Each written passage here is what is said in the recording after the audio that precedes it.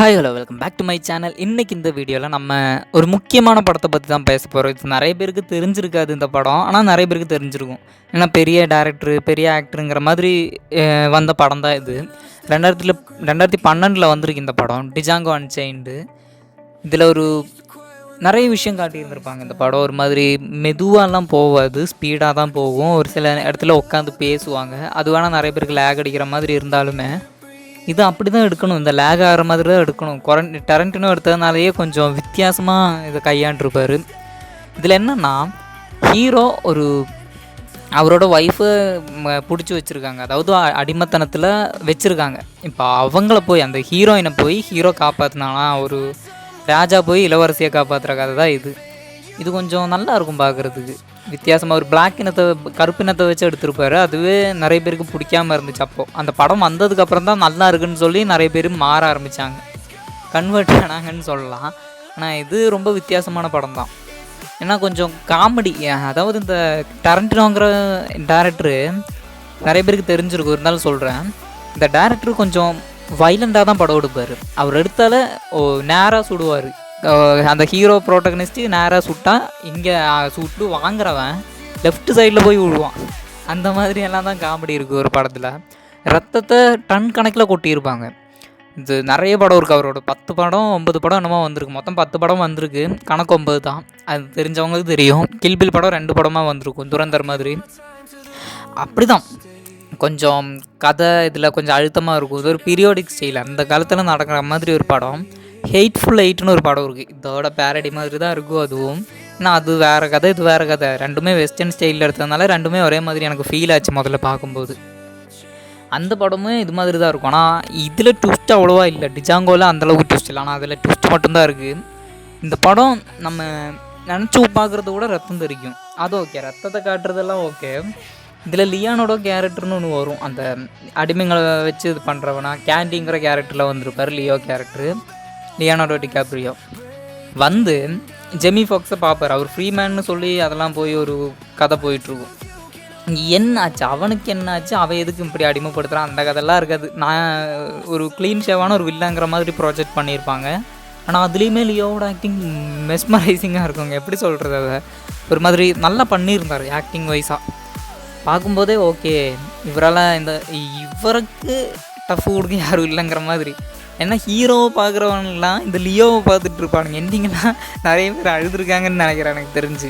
இப்படியெல்லாம் ஒரு கேரக்டர் எழுதிட்டு அவனுக்காக கொஞ்சம் ஃபீல். இந்த ஃபகத் ஃபாசில் கேரக்டர் மாதிரி தான் அந்த கேரக்டர் வந்துச்சு. இந்த மாமன்னன் படத்தில் பார்த்துருப்பீங்கள்ல, பார்த்து நான்லாம் ஓகே வில்லனா அவர் அப்படி தான் பார்த்துட்டு இருந்தேன். ஆனால் அது அப்போ 2012 வந்திருக்கு. இதோட IMDb ரேட்டிங் நான் பார்த்தேன், 8.5 கொடுத்துருந்தாங்க. கம்மி தான், எனக்கு 9 கொடுத்துருக்கலாம். கொஞ்சம் பீரியாடிக் ஸ்டைலாக கொஞ்சம் வித்தியாசமாக காட்டியிருந்தாங்க. அது எனக்கு ரொம்பவே பிடிச்சிருந்துச்சு. இந்த once upon a time in Hollywood, Django படம், ஹெய்ட்ஃபுல் எயிட்டு, டெத்து ப்ரூஃப். அந்த டெத்து ப்ரூஃப் அண்டர் ரேட்டடு, எனக்கு ரொம்ப பிடிச்ச படம் அது. டேரக்டருக்கே பிடிக்கல, அது சொல்லக்கூடாது. அப்புறம் இன்னும் நிறைய படம் இருக்குது. மொத்தம் 10 படம் தான். ஈஸியாக ஒரு 2 நாள் எடுத்திங்கன்னா மொத்தமாக பார்த்து முடிச்சிடலாம் அவர் படம் எல்லாம். இதில் இந்த பீரியாடிக் ஸ்டைலை காட்டுற விதமே நல்லாயிருக்கும். இந்த டரண்டினோ படத்துலலாம் அவர் படத்தில் கோட் சூட்டு போட்டு இந்த எதுக்குன்னு எனக்கு ஒன்று மட்டும்தான் புரியலை. இந்த படத்தில் நிறைய வெப்பன்ஸ் யூஸ் பண்ணுறதுக்கு இருக்குது. அவர் யூஸ் பண்ணல, அவரால் முடியும் அது. ஆனால் அவர் ஒரு பிஸ்டலை கையில் வச்சுட்டு போஸ் கொடுப்பார், அவ்வளோதான். இந்த படத்தில் வர ஹீரோவாக இருக்கட்டும், வில்லனாக இருக்கட்டும், வில்லங்கிட்ட அவ்வளோ காசு இருந்தாலும் பிஸ்டலை தான் நீட்டுவார். இந்த மாதிரி எல்லா படத்துலையும் நான் நோட் பண்ணிட்டு தான் இருக்கேன். எல்லா படத்துலையும் அதே தான் காட்டுறாங்க, பிஸ்டலை தான் தூக்குறாங்க. கத்தி கட்டானெல்லாம் இல்லையே அவங்கக்கிட்டங்கிற மாதிரி ஒரு ஃபீல் தான் கொடுத்துச்சு. ஏன்னா வேறு மிஷின் கன்னாச்சும் காட்டலாம். அது இன்க்ளோரியஸ் பாஸ்டர்ஸ் படத்தில் இருக்கும், அது பிராட் பிட்டோட படம். அதில் காட்டியிருந்திருப்பாங்க அந்த மிஷின் கன்னை யூஸ் பண்ணுறது. ஆனால் இவருக்கு இந்த பிஸ்டல் மேலே ஏதோ ஈர்ப்பு இருக்குங்க. அதனால தான் எல்லா படத்துலையுமே இப்படி ஒரு புதுவிதமான ஒரு விஷயத்த எடுத்துக்கிட்டு தான் அவர் பண்ணுறாரு எல்லாமே. அதை பேஸ் பண்ணி இப்போ கார்த்திக் சுப்ராஜும் இந்தியாவில் தமிழ்நாட்டில் பண்ணிட்டுருக்காரு தான். இருந்தாலும் சொல்கிறேன் ஒரு விஷயம். ஓகே, அடுத்து என்னென்னா, இதில் அந்த வில்லனாக நடிச்சிருப்பார்ல, அந்த தாடியெல்லாம் வச்சுட்டு கொடூரமாக வந்து நின்றுருப்பார். அந்த கேரக்டர் இதில் ரொம்ப நல்லவராக இருப்பார். அடிமத்தனத்தை அவருக்கு பிடிக்காது சுத்தமாக.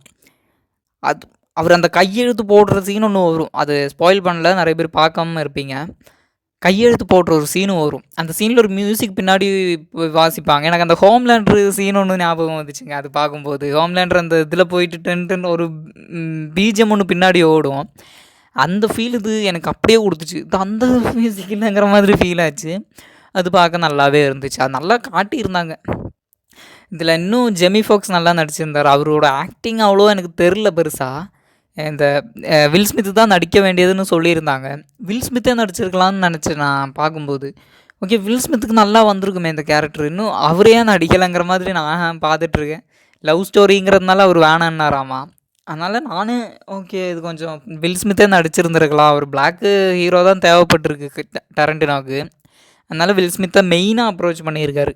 நடிச்சிருந்தா நல்லா இருந்திருக்கும். நானே வருத்தப்பட்டிருக்கேன், இதில் நடிச்சிருந்தா நல்லா இருந்திருக்குமேன்னு. நடிக்காமல் போயிட்டார், ஒன்றும் பண்ண முடியாது. ஜெமி ஃபோக்ஸோட ஆக்டிங் எனக்கு அவ்வளோ கனெக்ட் ஆகலை. அந்த இன்னொரு டாக்டர் கேரக்டர் ஒருத்தர் வருவார், அவரோட ஆக்டிங் நல்லா இருந்துச்சு. அவர் தான் இன்க்ளோரியஸ் பாஸ்டர்ஸில் மெயின் வில்லனாக வந்திருப்பார். ஆக்டிங்னா மிரட்டி விட்ருப்பார். இதில் தாடி மீசெல்லாம் இருக்காது, இதில் தாடி மீசெல்லாம் வச்சுருப்பார், பயங்கரமாக இருக்கும்.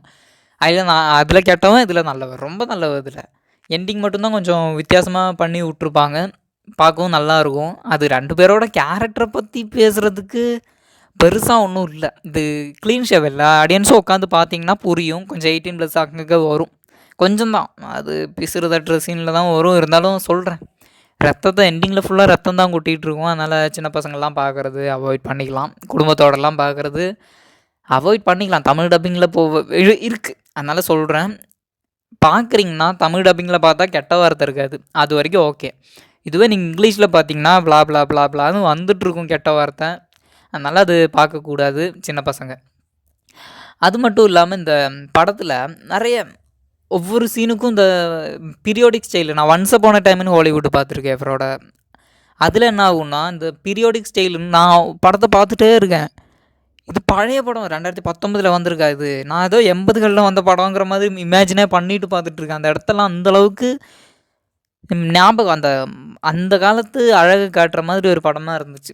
அது அவரோட படத்தில் நல்லா ஒர்க்காக இருந்துச்சு. அவ்வளோதான். இந்த வீடியோவில் கொஞ்சம் தான் கவர் பண்ணியிருக்கேன்னு நினைக்கிறேன் நான். ஆனாலும் சொல்கிறேன், நல்ல படம் தான், போய் பார்க்கலாம், மஸ்ட் வாட்ச். 18+ தான், கொஞ்சோண்டு 18+. வேணும்னா பார்க்கும்போது அந்த சீனை மட்டும் எடிட் பண்ணி கட் பண்ணி தூக்கி குழந்தைங்களுக்கு காட்டினீங்களா கூட ஓகே. ஆனால் இந்த மாதிரி வயலண்டான படம்லாம் குழந்தைங்க பார்க்கக்கூடாது. அவ்வளோதான், போயிட்டு வரேன், பாய்.